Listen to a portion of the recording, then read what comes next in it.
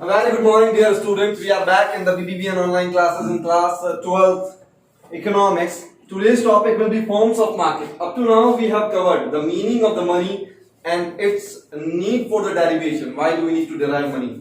In this video, we will discuss about the forms of money. How many kinds of money are there in our economy? हमारी economy में money के कितने types हैं, उनके बारे में डिस्कशन अपन इस वीडियो में करने जा रहे हैं.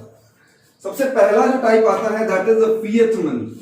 Fiat money is refer to the legal tender which are issued by monetary authority of the country. No one can deny to accept it. Fiat money जो रेफर करता है, बताता है, वो बताता है वो करेंसी जो मॉनेटरी अथॉरिटी ने इशू की है और जिसे स्वीकार करने से कोई मना नहीं कर सकता. इसका सीधा सीधा मतलब आपकी पॉकेट में जितना भी पैसा है, पैसा मतलब रुपया जो भी. अब अपन कहें कि आपकी जेब में कॉइन्स हैं, पेपर नोट्स हैं, पेपर करेंसी है, चाहे वो नोट 10 का है, 20 का है, 50 का है, 100 का है, 500 का है, 2000 का है. ठीक है, सिक्के हैं आपके पास में.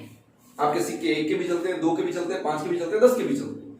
तो इस तरह के सिक्के या कॉइन्स या जो पेपर करेंसी है जो आपकी मॉनेटरी अथॉरिटी ने इशू की है, जिसे स्वीकार करने से कोई मना नहीं कर सकता, that is fiat currency.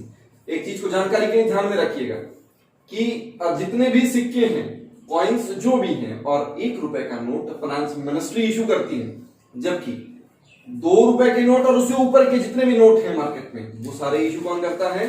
RBI. RBI full form क्या होती है? Reserve Bank of India. Reserve Bank of India is our apex bank, central bank. ठीक है, सेंट्रल बैंक के बारे में डिस्कशन अपन अपने अगले जो चैप्टर आएगा उस चैप्टर में डिस्कशन करेंगे. अभी हाल फिलहाल फिएट मनी क्या है? The currency which is issued by monetary authority of the country.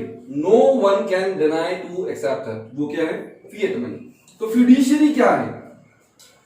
Any commodity which can be accepted as currency by the consent of transacted parties. Transacted parties की mutual consent की वजह से अगर किसी भी commodity को करेंसी एक्सेप्ट कर लिया जाए तो वो फिड्यूशियरी मनी कहलाएगी. जिस तरीके से अपन कहें चेक्स, ठीक है, चेक का जो लेन देन है वो लीगल टेंडर नहीं है, यानी कि सामने स्वीकार करने वाला इस चीज के लिए बाध्य नहीं है कि भैया वो चेक से पेमेंट ले ले, आप उसे बाउंड नहीं कर सकते.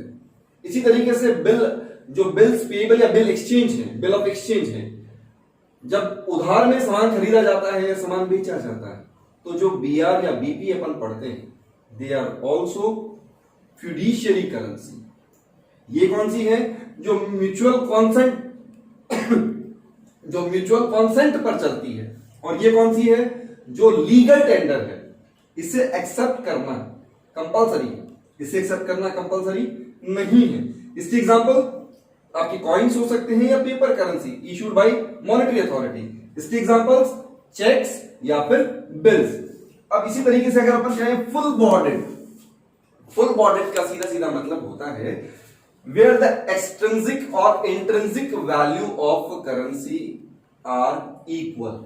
जहां पर करेंसी की एक्सट्रिंसिक और इंट्रिंसिक वैल्यू बराबर हो, यानी कि कमोडिटी वैल्यू और फेस वैल्यू दोनों एक दूसरे के बराबर हो, तो उसे क्या कहा जाएगा? फुल बॉडेड मनी कहा जाएगा. जैसे मान लीजिए गोल्ड कॉइन्स है या मेटालिक कॉइन्स है. गोल्ड कॉइन्स और सिल्वर कॉइन्स कभी हमारी इकोनॉमीज में इस तरह की मेटालिक करेंसीज भी हुआ करती थी ना. देन इन्हें हटाना क्यों पड़ा? क्योंकि जब इन्फ्लेशन का इफेक्ट आने लगा तो एक समय ऐसा आया कि हमारे ही लोगों ने गोल्ड को डिसमेटल करके उस कमोडिटी को बेचना शुरू कर दिया, जिससे हुआ क्या? हमारी ही करेंसी का लॉस होना शुरू हो गया. तो उसके बाद में अपन ये कहते हैं कि इन करेंसीज को बैन किया गया, इन करेंसीज को रोक दिया गया, क्योंकि हमारे ही लोगों ने इन करेंसीज को डिसमेटल किया. क्यों किया था? Because at that time commodity value become greater than their face value.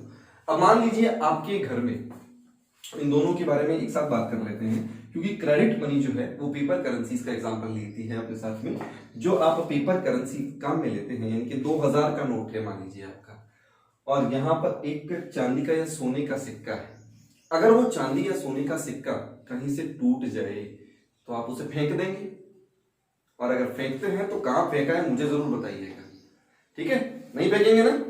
यानी कि फुल बॉडीड मनी, आपकी चांदी के सिक्के या सोने के सिक्के को आप नहीं फेंकेंगे। क्यों नहीं फेंकेंगे? बिकॉज स्टिल टूट जाने के बाद में भी it will retain its commodity value, उसमें उसकी कमोडिटी वैल्यू रहेगी।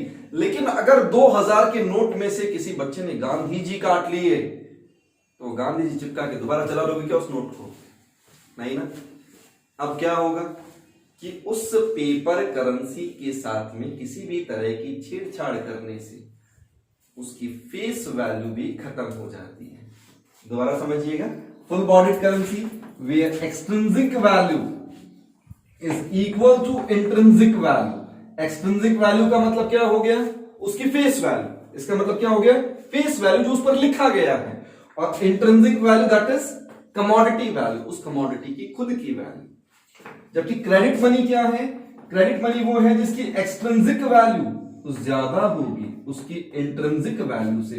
2000 के नोट या 500 का नोट अगर आपका फट जाए तो उसकी वैल्यू 0 हो जाती है। इसका मतलब उस कमोडिटी की कोई वैल्यू नहीं है, ठीक है? एक बार फटाफट से रिकॉल करिए। फिएट मनी क्या है? Which is issued by legal authorities और monetary authorities of the country. Fiduciary currency क्या है?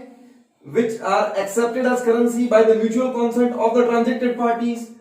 full bodied currency क्या है? those currencies in which commodity value is equal to face value. credit money क्या है? those currencies whose extrinsic value या फिर face value is greater than their intrinsic value और commodity value. ठीक है? इसके अलावा भी हमारे पास में हमारे सिलेबस में 2 पॉइंट और कभी कभी पूछ लिए जाते हैं। एक होता है आपके लिए बैंक मनी। बैंक मनी का मतलब क्या होता है? डिमांड डिपॉजिट्स और चेकेबल डिपॉजिट्स। चेकेबल डिपॉजिट्स क्या होते हैं? कोई भी एक सेवर, मान लीजिए मैं ही हूं, मैं क्या करता हूं, अपनी इनकम में से अपने एक्सपेंडिचर्स हटा करके कुछ एक पैसा कमर्शियल बैंक में डिपॉजिट करा देता हूं, यानी कि सेविंग अकाउंट में डिपॉजिट करा देता हूं। और उस डिपॉजिट्स पर मैं चेक भी इशू कर सकता हूं, मैं डेबिट कार्ड से पैसा निकाल भी सकता हूं। तो वो जो चेक से पैसा इशू किया जा सकता है या फिर डेबिट कार्ड से पैसा निकाला जा सकता है, या the deposits which can be withdrawn on calls, वो बैंक मनी होती है। इन्हें डिमांड डिपॉजिट्स कहा जाता है, ठीक है? इसी के बाद में एक आता है आपके पास में, ये जब मनी आपके हो जाएंगे तो इन सब मनी के बाद में एक आपसे फीचर पूछा जाएगा कि भाई मनी इकोनॉमी को रेगुलेट करने के लिए क्या कर सकता है। इकोनॉमी में जो पेस आएगा, यानी कि इन्फ्लेशन और डिफ्लेशन की कंडीशन में हम पढ़ेंगे मनी सप्लाई। क्या पढ़ेंगे?